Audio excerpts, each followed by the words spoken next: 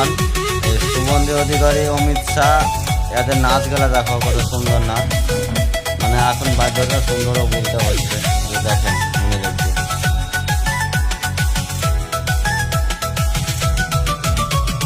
ঠান্ডা ঘরে বসে পেটনি বুড়ি হাসে, কেমন করে করবে চুরি ভাইপো প্ল্যানিং কষে।